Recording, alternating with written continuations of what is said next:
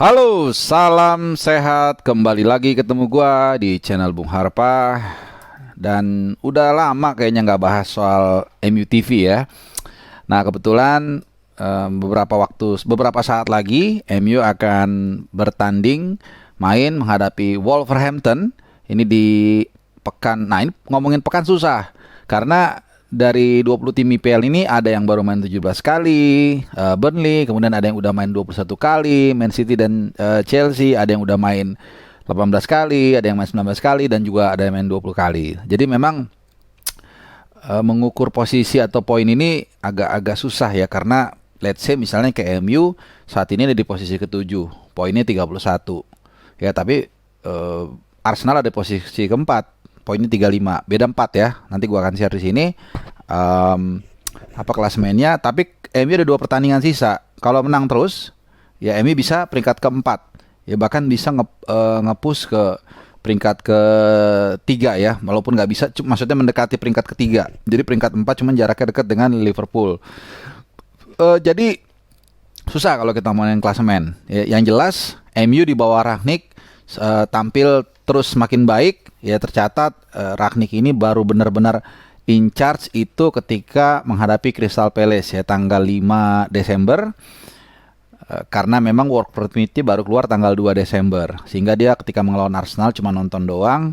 Kemudian setelah melawan Crystal Palace tanggal 5 baru dia mimpin in charge.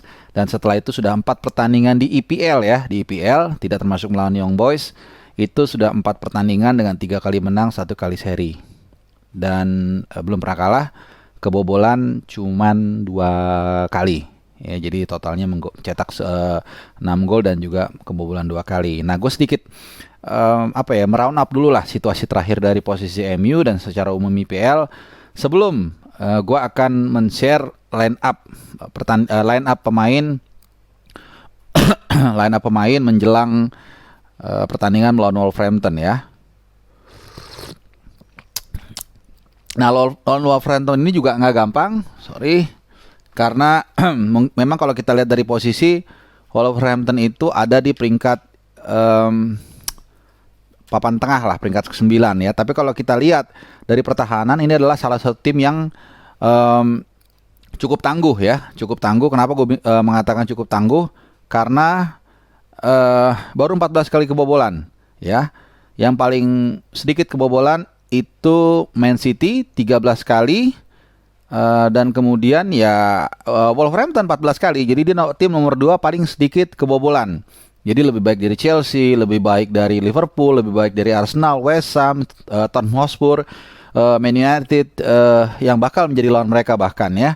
Jadi baru 14 kali kebobolan, dan mereka sudah 2, 3, 4, 5, 6, 7 kali clean sheet dari 18 pertandingan. Jadi berapa tuh? 7 dibagi 18.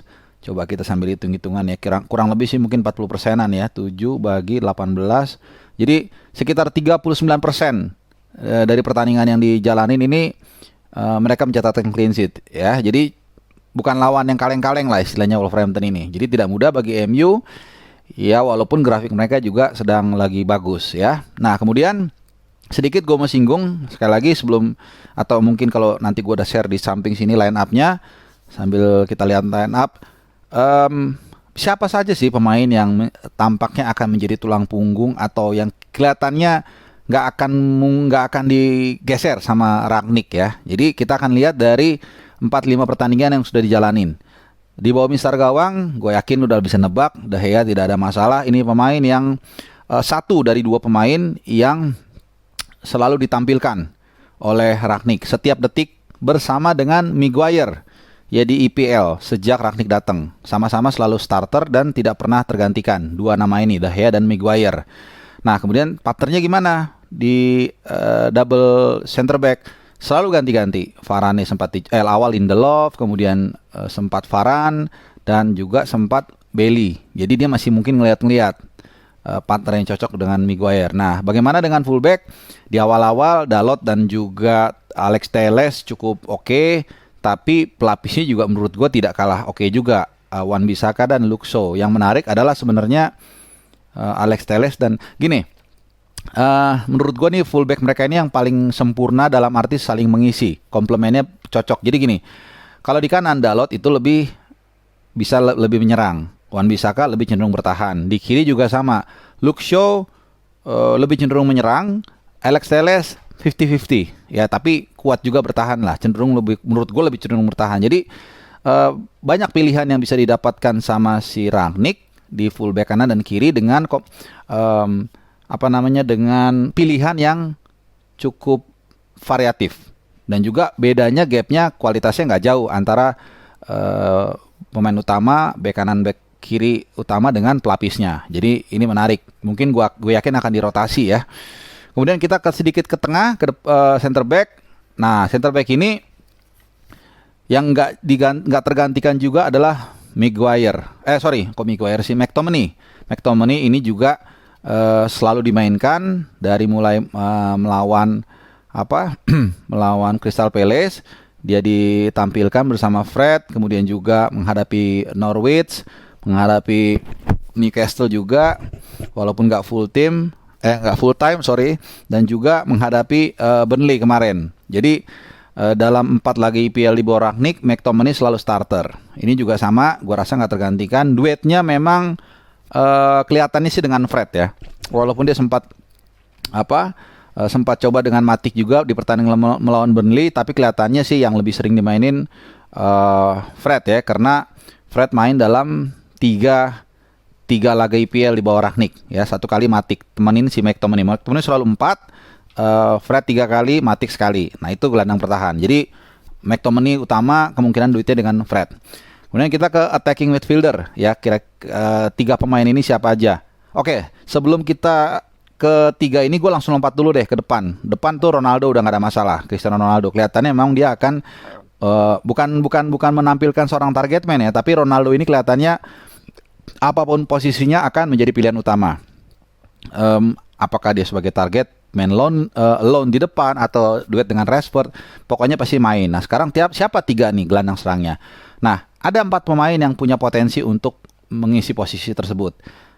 Pertama Marcus Rashford ya, kemudian Jadon Sancho ya, kemudian juga Bruno Fernandes dan juga Greenwood. Nah dari 4 nama ini yang kelihatannya aman posisinya adalah Bruno Fernandes ya. Ini Bruno Fernandes juga selalu dimainkan di 3 laga di bawah Rangnick ya. Itu. Jadi selalu tampil 3 kali. Nah, itu satu lagi Rashford. Kemungkinan Rashford juga ini inti. Nah, berikutnya itu layar kedua, yang berikutnya antara Sancho sama Greenwood. Ini 50-50, tapi mungkin 60-40 lah, lebih kecondong ke Rashford ya. Karena dari 4 laga tersebut Rashford bermain sebanyak 3 kali ya. Ya, 3 kali. Rashford main. Ini main lagi 1, 2, 3. Ya, 3 kali, betul 3 kali. Jadi 3-nya itu yang gelandang serangnya itu yang firm Bruno Fernandes dan Marcus Rashford. Sisanya 1 tempat ini antara Sancho sama Greenwood, tapi Sancho lebih kuat, dan juga Ronaldo. Nah itu kemudian itu secara umum ya gambaran kekuatan MU di bawah Rangnick. Nah kemudian kita akan bicara terkait dengan line up menghadapi Wolverhampton.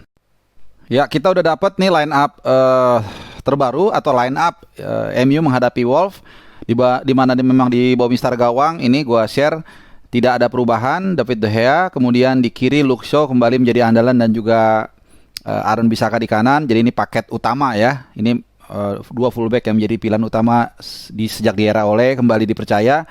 Ini 2 kali kedua mereka berturut-turut ya tampil tampil sebagai starter. Kemudian kita lihat lagi mohon maaf.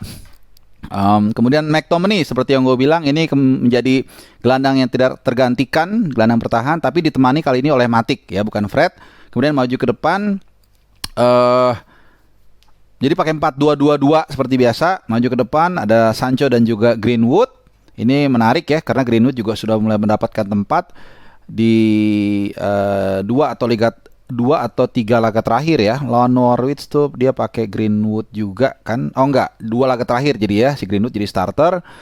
Kemudian di depan ternyata Rangnick menampilkan dua striker yaitu Edinson Cavani dan juga irreplaceable Cristiano Ronaldo. Nah itu line up atau preview benar-benar menjelang pertandingan melawan Wolverhampton. Jadi buat lo pendukung MU yang menonton, ya mudah-mudahan ada sedikit lah hints atau preview yang bisa membantu lo menonton pertandingan MU nanti. Oke, terima kasih udah nonton. Selamat menonton MU lawan Wolverhampton dan jaga kesehatan. Ciao.